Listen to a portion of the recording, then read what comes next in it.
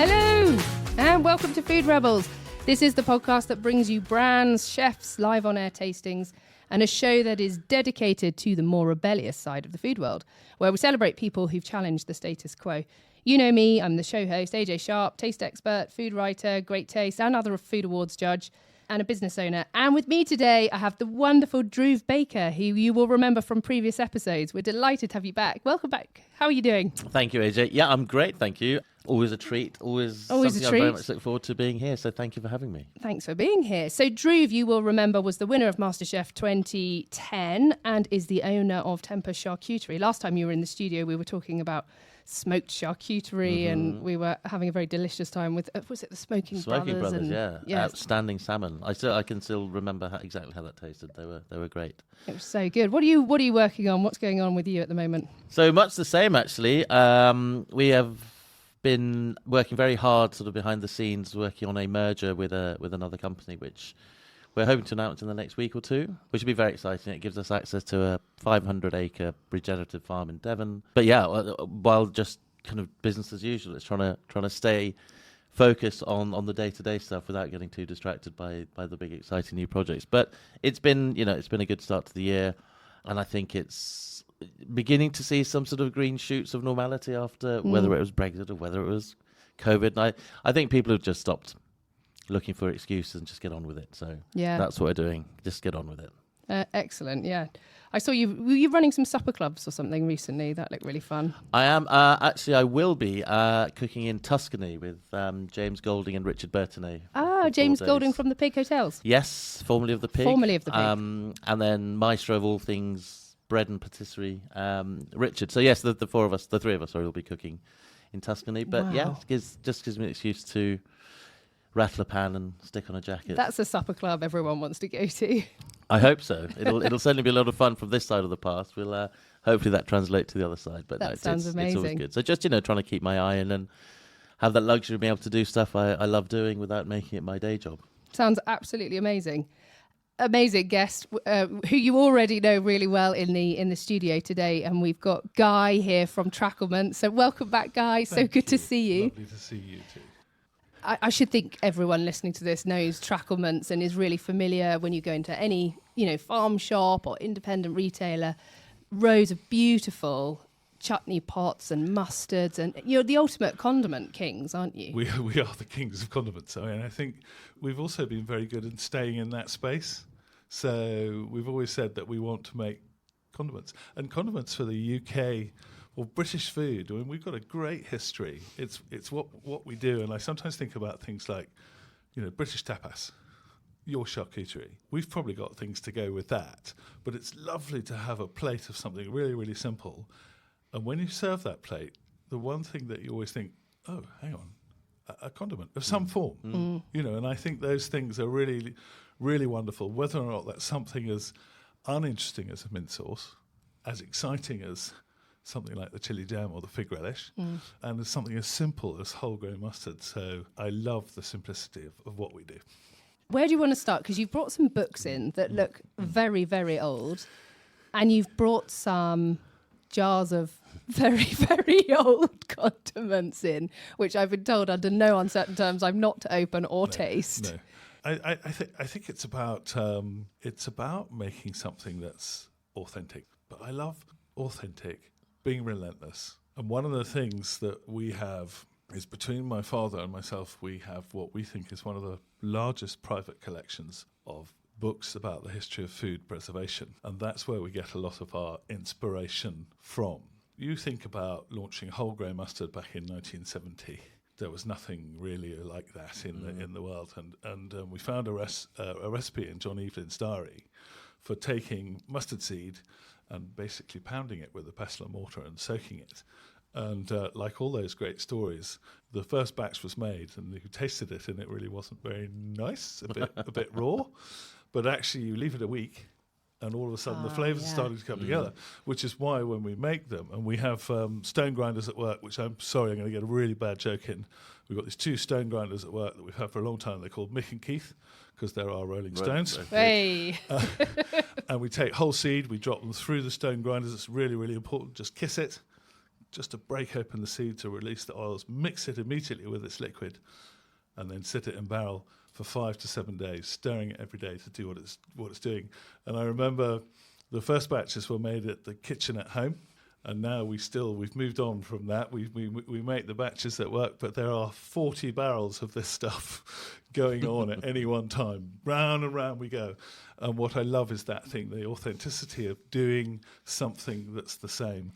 Can I say, genuinely, it makes it better? I'm not too sure, but what I'm not prepared is to try and do something else and see what happens. And one of the things that we talk about at work is keeping the skills alive, keeping the traditional skills alive. There aren't that many people who know how to make mustard, and most of them are in and around our factory. And I was working out the other day, we've had 7 mustard makers in the entirety of our history, because it is a skillful thing. There's no computer to tell you how to set it. It's about knowledge. And that would be the same about grinding a flour to make bread. It's about knowledge. So we talk about keeping the skills alive. So we talk about our cooks in the business and our makers. They make things. And I think it's really nice that people who are involved in Tracklements, who are at work, get a satisfaction from that. And you were saying about our multiple of customers. Well, we've got 1,000 delis and butchers and farm shops across the country that sell Tracklements. And the people that work at Tracklements will, if they're on holiday or they're snap, take a picture, sit, and they're proud. Yeah. And I think if you're doing something and making something a part of something, I think that pride goes on to that. And we always say that if you scratch beneath the surface of the jar, it's got to be real. Yeah. On the times that we've met and judged for things, I've always been really struck by how proud you are of your team. You've nearly always got a story that's something to do with the guys in the factory or a process or something that's going on for you, or even, family members coming into the business. There's a real genuine sense of pride for that to just always crop up in conversation. It's really lovely. Yeah, well, I feel it very lucky to do what I do. I'm very lucky to live and work 3 miles away from the factory. I cycle to work every day. I just think I'm a lucky so-and-so. Yeah. Got amazing views. I love doing what I do. I think that sense of reward is the thing that makes you do every day. So I'm now 40 years in the business. Wow. And to feel as excited about it now as I did in the early days, I feel very blessed. I do see there's a similarity. I see a trend with certain people in the industry, and Guy you have this infectious enthusiasm, and Paul Kelly, without changing tack too much, reminds me very much of you in that same way. And I think what you find with people who have generally disrupted things have done it from the right place. They haven't come into something and said, let's just disrupt things to be difficult. It's like, we can do this better. Generally, people who want to do things better are doing it to do something for the right reasons. And I think there is this commonality with a number of your guests that we've seen who have been around, are just as excited today as they were 10, 20, 30, 40 years ago. And I think that's massively inspiring to producers now who are coming into it for the right reasons, to say, actually, it doesn't happen overnight, but however tough things get, the cycle past the cows kind of makes everything go away. It's like the Etch-a-Sketch. You shake all of the negativity away. And I think it's hugely inspiring for me, and it always has been. I mean, I've been lucky enough to know Guy for about nearly 15 years. But seeing that enthusiasm, that I will use the word passion because it is, but it's also this stance of doing the right thing, whatever right means. But it genuinely, you have to believe in it. And the other bit is authenticity. Without it, if you don't believe it 100%, it's not going to happen. So I think that authenticity with that enthusiasm is a kind of key factor I see. We've all got to make really good food. That's what we've got to do. Yeah. But we've also got to run really good businesses. And that is the other vital part of it. Let's not forget about that. You have to have that as the add-on to what you do.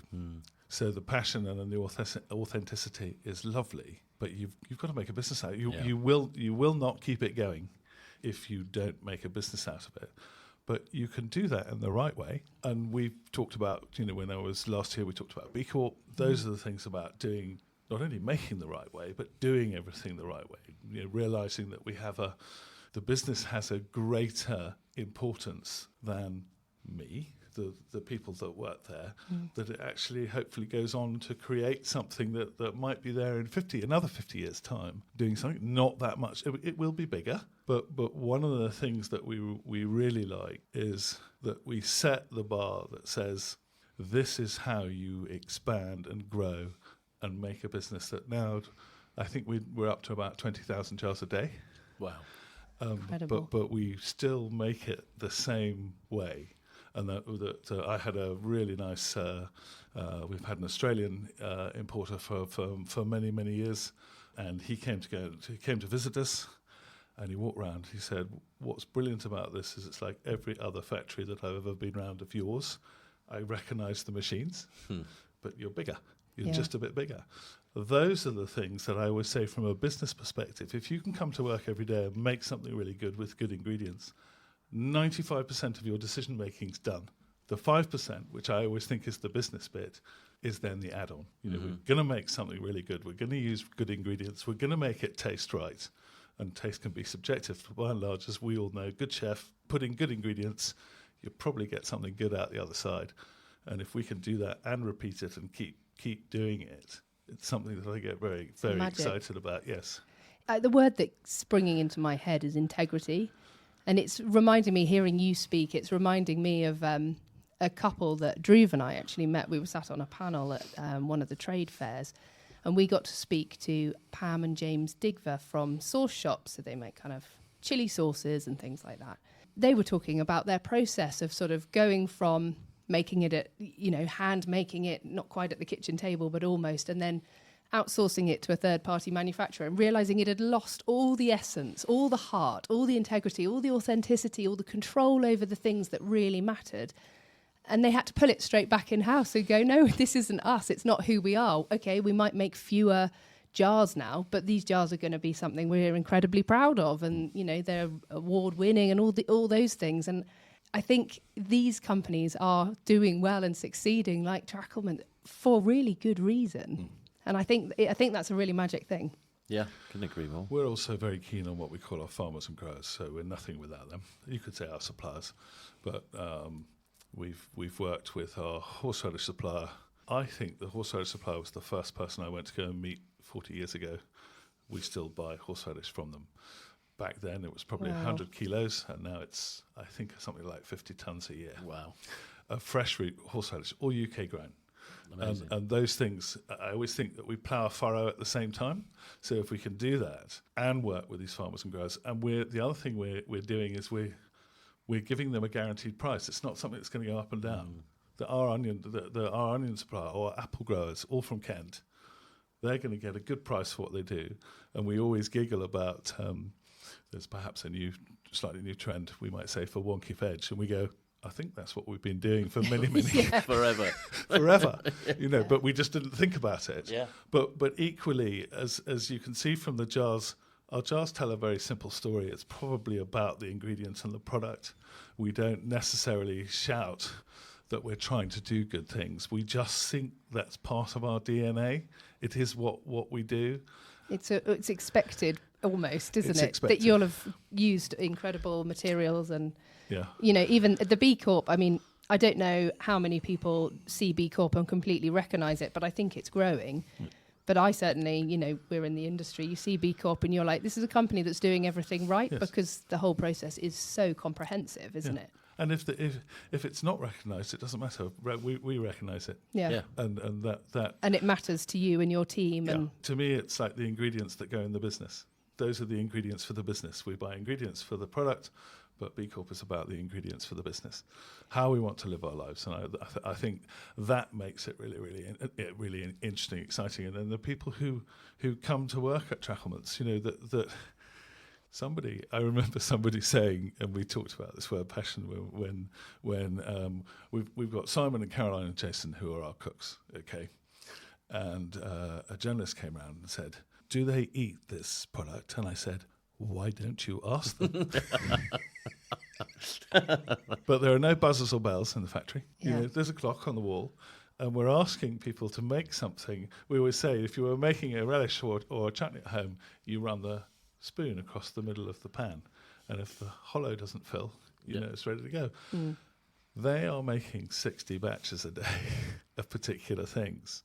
And I remember the same journalist, because we were using this word passion, I said, look, you can say that I am, But these crew make 60 batches a day. When they go home, they smell of onions and vinegar.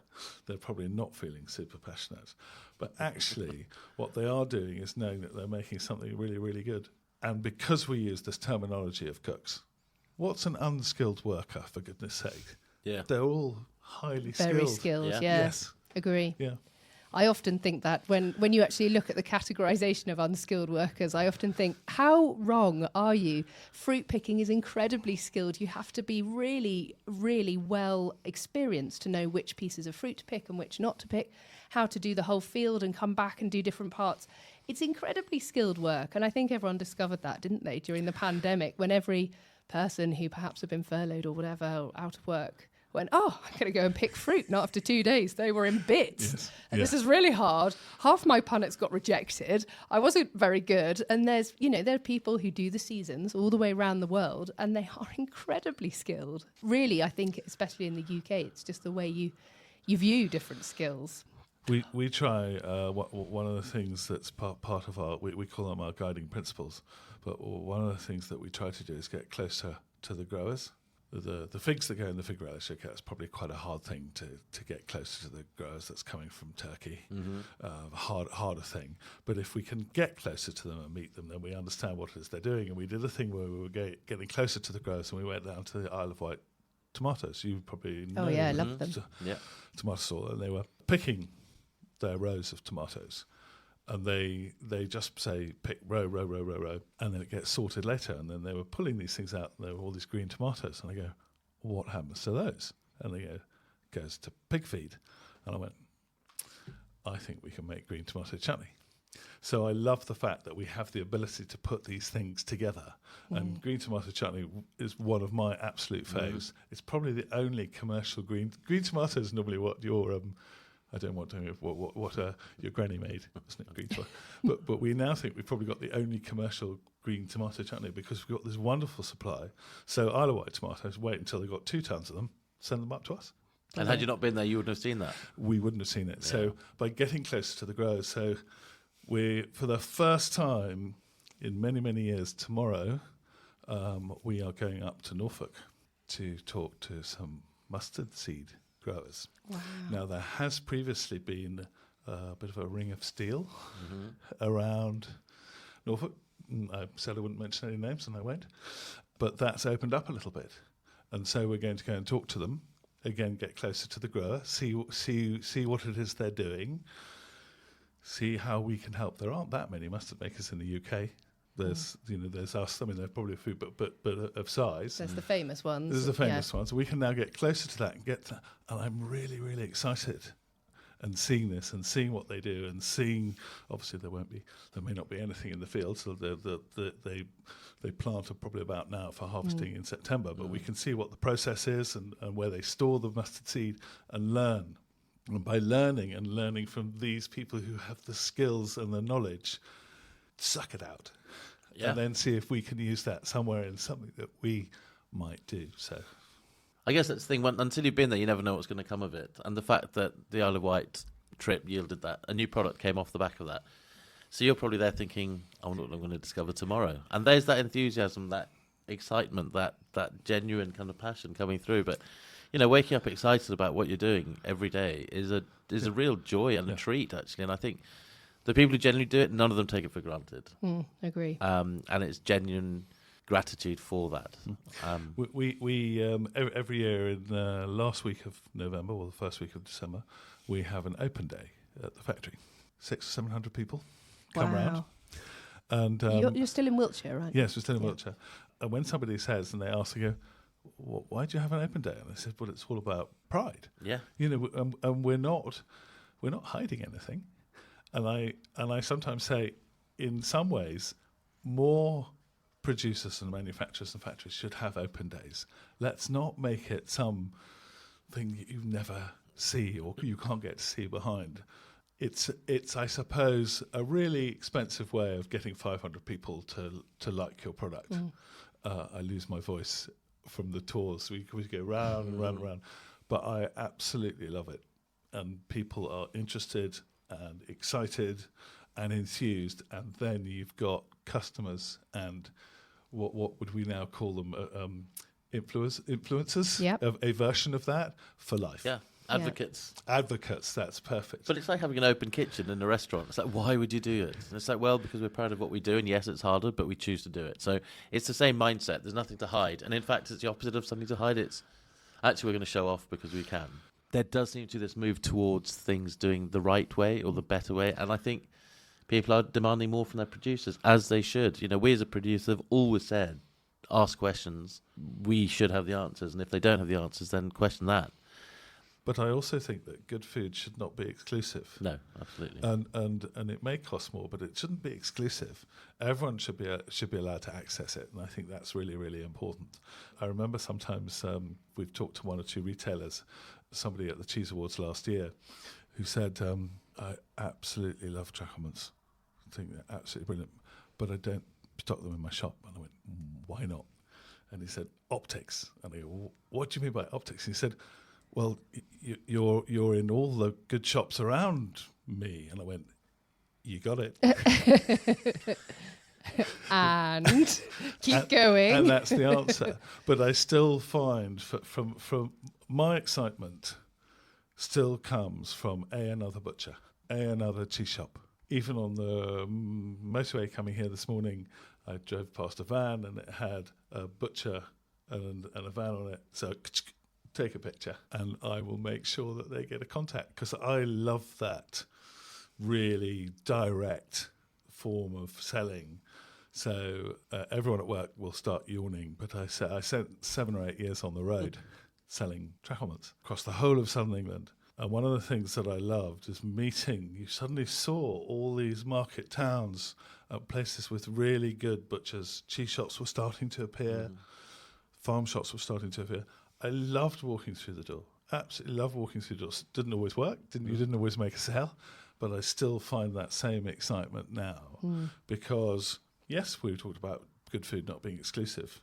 We've also got to think about the fact that we've got to help our retailers make money.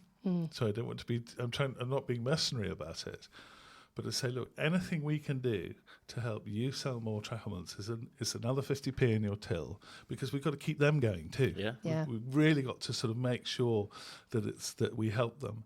And that's why, we proudly say, I think we're on our 13th year of winning the best supplier on the Guild Awards. Wow. And as they said this year, no one has ever won it except us. Yeah. But that's not just about making good product. It's about supplying stuff when people want it, helping the retailers sell more. Yeah. And that's really, really important, because it's about putting money through the till. And I like that. We touched on it earlier. I like the business side of what we do, because that's something that you don't see necessarily when you start out. I was far too ignorant to realise that there was a business.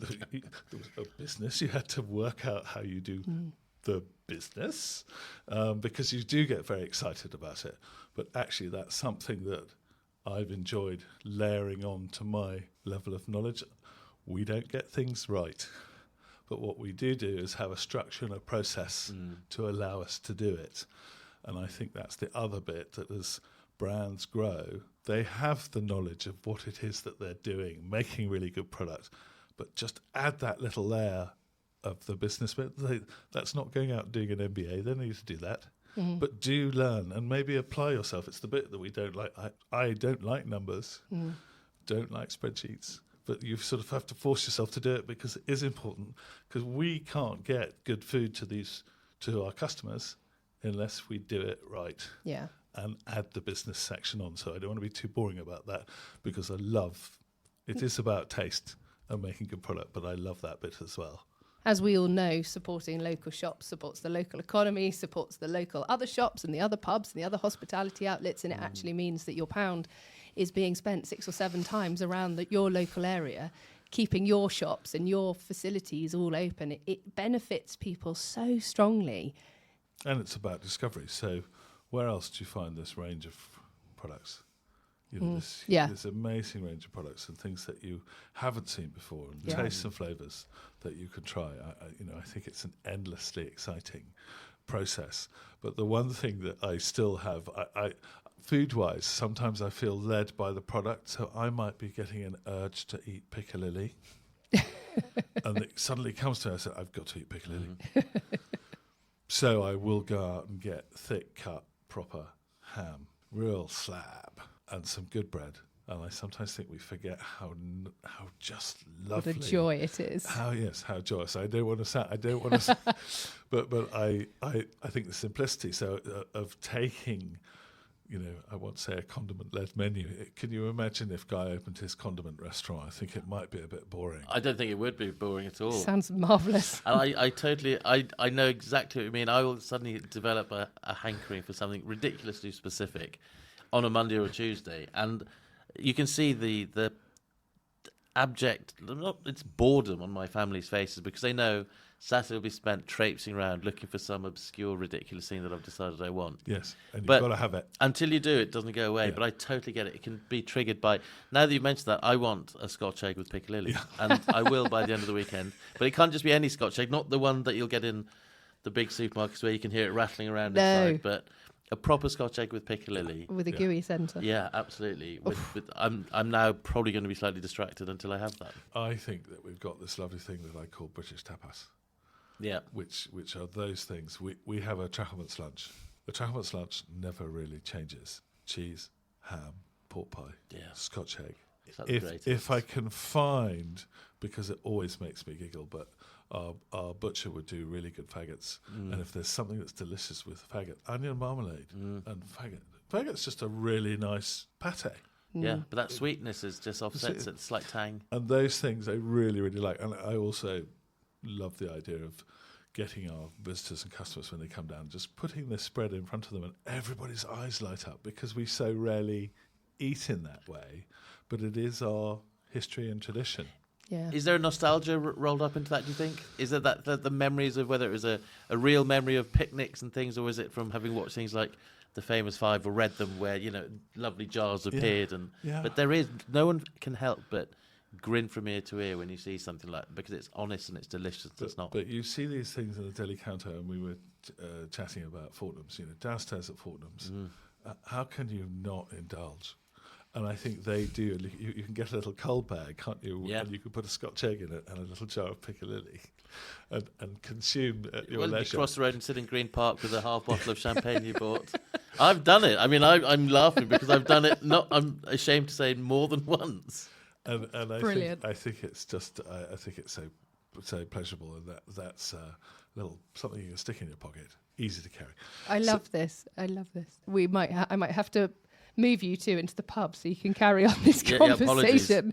But we've run over, and it's been absolutely brilliant, and I didn't want to stop it because it's just so fascinating hearing all the stories coming out. But sadly, we have come to the end of the show now. Thank you so much, Guy Tullburg from Tracklements. It's been an absolute pleasure having you in the studio, and thank you, Dhruv Baker. Pleasure. Guy, lovely to see you as always. The love in here is huge. It's amazing right now. Thank you very much for listening. You've been listening to Food Rebels, which is available on radio stations around the UK. You can also listen on Apple Podcasts, Spotify and Audible. Please remember to follow us and subscribe and rate us and all that stuff. It really does good things for us. So thank you very much, and we'll see you next week. Taste the Rebellion.